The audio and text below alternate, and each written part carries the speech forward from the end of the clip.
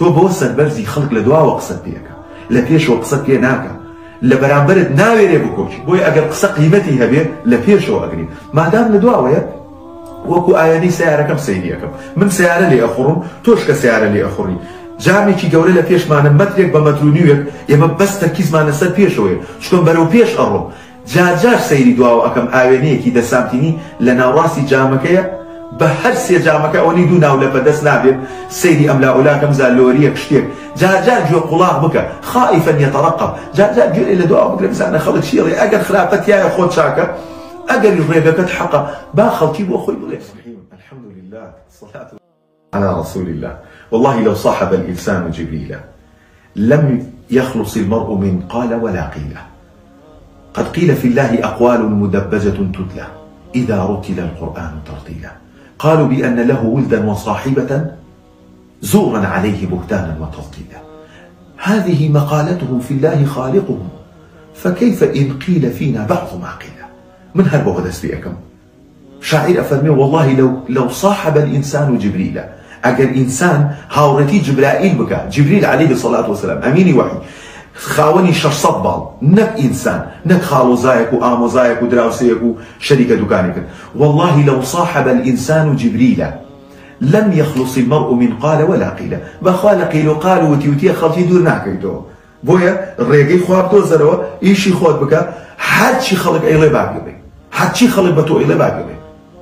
أتوي لا وتيوتي خلشيو لا جاسوسي خلشيو لا تهمي خلشي تو سلامت بي بيغمرك سلامت نبو عليه الصلاة والسلام. قد قيل في الله أقوال مدبجة تتلى إذا رتل القرآن ترتيلا. ولبزانا سيد القرآن كبزان شي برامبر بخوا وتراوى. قالوا بأن له ولدا وصاحبة زورا عليه بهتانا وتضليلا. بخوا أو تريه كري هي وجني هي عياذا بالله، زورا عليه بهتانا وتضليلا، بشاهدين حق وبهتان بقمراي وبسفيتي خواي فرودك. باشا هذه مقالتهم في الله خالقهم، باشا أما أجد قسام ببرامبر ذات يدرسي كلها، فكيف إن قيل فينا بعض ما قيل. جا قيل شيكا أجل هذه شو درباري نقول تنرو سرچاو كابرايك يوشك سرچاو كابرايك مالو نالي أتشو سينيتوا نالي صفر بن سرچاو هر همين قبوله خزانكي من خوي ربنا كاتو لبروي إما وشكينو كون فرستينو تنروينو ناكو جاي لك خلقا أهلا وسهلا قيد خوشة أبير ريقاكي خود بدوزيتو جو لقصي خلشي نكي بويا أجر هاورتي جبريل بكي عليه الصلاة والسلام كملائكيكي كرامي براري نزيك لخواي فرودار بخوا سلامت نابي لقصي خلشي بويا أو كسشي كريقي خوي أدوزيتو هاو شوي في غبر صلى الله عليه وسلم كأبو سفيان وأبو جهل وعتبة وشيبة همو صناديد وسركان قريش هذا بولاي أبو طالب يعني أي أبو طالب والله جني أبي أيدي فاري أبي أديني سروكاتي أي كان سركتي خما كليني كعبي أديني جوانترين آفرتي جزيرة عربي بو إهنين أيديني همو باركان من للاي أو لقاصادا عن دسنا كينا آوا ببي أو هاتشي أبي أيديني بس باواز بيري لأخوا كان من بس في غمر صلى الله عليه وسلم أفرمي والله لو وضعوا الشمس في يميني والقمر في يساري والله أجر ما بخنا لاي راسم وخور بخنا لاي راسم ما بخنا لاي شبم وازلم شتبينم والله ما تركت والله وازي لنا إن جا بويا عن دركول كأمر ريقيا أم بيعوا وازي لنا بويا ما مشي عليك برو والله دعوي خود بك كرنية دست بو بيني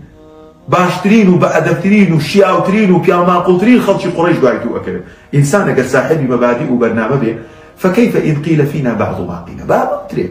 تو بوسر برزي خلق لدوا وقصد بيكا لبيش وقصد بيه ناكا لبرامبرد ناويري بكوشي ناويري باسي منهجية إسلام ودينت لقلبك ناويري بيه برامبرد أو تهمانيك لضغياتي بوت هضر شيري بلي ورا بومشي كرو لبشتو قصد بيكا لبشتو جاسوسيت لسرقا لبشتو أويتو بشكيني بوي أجر قصة قيمتي هبيه لبيشو أجري ما دام لدواوية وكو آياني سياركم سيديكم من سيارة لي أخرم توشك سيارة لي أخري جامێکی گەورە لە پێشمانە مەترێک بە مەتر و نیوێک ئێمە بەس تەرکیزمان لەسەر پێشەوەیە چکۆم بەرەو پێش ئەڕۆم جار سەیری دواوە ئەەکەم ئاوێنەیەکی دەسامتینی لە ناوڕاستی جامەکەیە بە هەر سێ جامەکە ئەوەی دوو ناو لە بەدەست نابێت سەیری ئەم لاولاکەم زالۆریەک شتێک جار گوێ قوڵاق بکە خائفا يترقب جار گوێ لە دواوە بگرە بزانە خەڵک چیڵێ ئەگەر خراپەتیایە خۆت چاکە ئەگەر ڕێگەکەت حەقە با خەڵکی بۆ خۆی بڵێ ئێمە جارجار مراقەبەکەین لە دواوە لۆریەک لێمان نەدا سیارەیەک سەریع خۆمان بدەینە لاوە با ڕێی بدەین بڕوە سەیری پێشەوە بکە تقدم نحو الأمام بەرەو پێش بڕۆ خۆت بە خەڵکیەوە خەریک مەکە خۆت بە قیل و قالی خەڵکیەوە خەریک مەکە چکۆم ئەگەر من و تۆ هاوڕێتی جبریل نەکەیت سەڵامەت نەبی کە پێغەمبەر صلی الله عليه وسلم هاوڕێی جبریل بوو ئەمینی وحی بوو ڕۆژانە سەری لێ ئەدا ئیشەکانی ڕۆژانی پێ ئەوت وحی بۆی ئەهاوت ساڵانە دەورێکی قورئانی پێ ئەکردەوە لە کۆتا تەمەنیا دوو جاریش دەوری قورئانیان بەیەکەوە کرد ختمەی قورئان ئەو جا پێیان وت ساحر و فاڵچی و شاعر و فتربصوا به حتى حين چاوەڕێکن وأعانه عليه قوم آخرين ئەمە عەمیلە و خەڵک دەسەخاتە پشتی و کەسێکە دەستی لێوە شێدراوە و جنۆکە دەستی لێوە شانوە بە ئەو شێوازانە کەواتە ئێمە خوای پەروەردگار سەڵامەت نەبووە لە زمانی خەڵکی پێغەمبەرەکەمان عليه الصلاة والسلام پارێزراو نەبووە لە زمانی بێباوەڕان و مشریکین و بێدینەکان ئەبێ ئێمەش سەبر و ئارامان هەبێتە ئەگەینە خوای پەروەردگار داواکەم لە خوای پەروەردگار سەبر و ئارامان پێ بەخشێ لەسەر عەقیدە و دین و ئیسلام و وەلا و بەڕا